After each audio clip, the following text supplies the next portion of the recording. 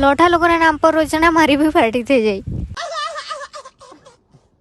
તો કાલે સાંજે મેં ગઈ હતી હટવાડામાં. તે કાલે વ્લોગમાં બતાવવાનું બાકી જ હતું, તો આજે બતાવી દઉં છું. તો કાલે સાંજે હું રેડી થઈ ગઈ હતી હટવાડામાં જવા માટે. આ ઉનાળામાં બી મને ઠંડી લાગી એવી એટલે મેં સ્વેટ શર્ટ પહેરીને જતી હતી. પણ સાચું જ, કાલે શું આજે બી ઠંડી લાગે છે. તો થોડી વાર રહીને અમે દીદી સાથે પહોંચી ગયા વલવાડા. જેટલી કોઈ હટવાડામાં ભીડ નથી થતી હશે તેટલી વલવાડામાં થાય. બહુ વર્ષ પછી આવી છું. મારાથી તો ભીડમાંથી નીકળાતું બી નહીં હતું. જેમ તેમ કરીને જ્યાં ભીડ નહીં હતી ત્યાંથી શાકભાજી લીધી. શાકભાજી તો દીદી લેવા કરતી હતી, મેં ખાલી ઊભી રહીને તમાશો જોયા કરું.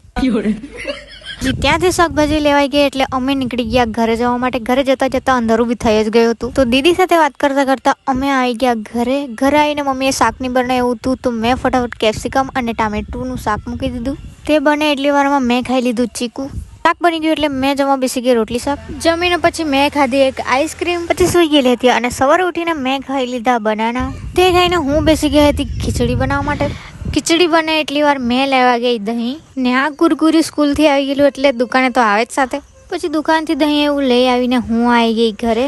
ઘરે આવીને પછી દીદી સાથે અમે બેસી ગયા ખીચડી અને દહીં જમવા માટે. ને આજે તો મેં કંઈ વધારે ટેસ્ટી ખીચડી બનાવી હતી. તે ખાઈને પછી અમે બેસી રહેલા હતા બહાર બેઠા બેઠા મેં ખાઈ લીધી પાપડી. પછી મારી દીદી લોકો જવાના હતા રૂમ પર. મને બી ઘરે કંટાળો આવતો હતો તો મેં બી જવા લાગી દીદી લોકો સાથે રૂમ પર. ત્યાં આવીને પછી બહાર મસ્ત બેસી રહેતી. અહીંયા એકદમ શાંતિ હોય. સુગર બંધ રહીને ત્યારે તો એકદમ શાંત થઈ જાય. ને આ મને શીખવતો હતો બનાના કેવી રીતે ખવાય. ને મેં રૂમ પર આવું ને આ મને રમકડા નહીં દેખાડે એવું બને જ નહીં. એ બધા કિન્ડર જોયમાંથી ભેગા કરીને મને બતાવ્યા કરે. પછી આ શું છે ખબર? કેરીના ચીરિયા, જે મારા ફેવરેટમાં ફેવરેટ છે. મારી દીદી લોકોએ બનાવ્યા હતા. મેં બી બનાવવાની છું પણ થોડાક દિવસમાં બનાવું. ને એ ખાવાની જેટલી મજા આવે તેટલી કોઈ વસ્તુ ખાવાની આવે. ને આને મેં ક્લે લઈ આપેલી રમવા માટે ને આ શું બનાવે છે જો ને.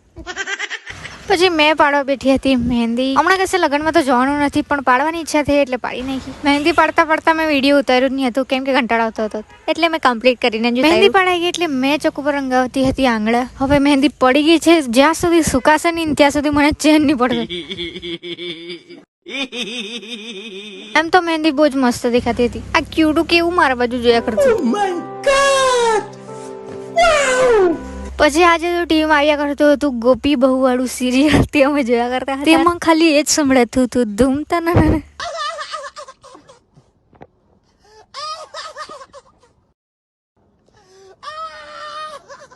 આજે આ સિરિયલ જોઈને મજા આવી ગઈ. પછી અમારા ત્યાંના લોઠા લોકોએ વિચાર્યું કે આજે પાર્ટી કરીએ તો અમે મંગાવી લીધું પાસ્તા, ચીઝ, શેઝવાન સોસ બધું. પછી બનાવવા બેઠા મસ્ત પાસ્તા. એના ઉપરથી પાસ્તા મસાલો નાખ્યો એટલે એટલી મસ્ત સ્મેલ આવતી હતી. તો બનીને રેડી થઈ ગયા હતા આપણા પાસ્તા. બધાને ડીશમાં સર્વ કરીને મેં બી ખાઈ લીધા. કસમથી બહુ જ ટેસ્ટી હતા.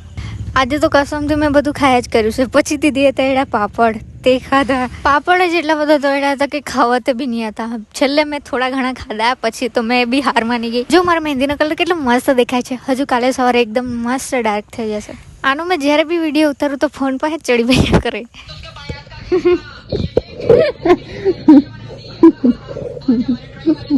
આજે તો દીદી ચોડીનું શાક બનાવવાની હતી એટલે મેં જમીને જ જવાની હતી.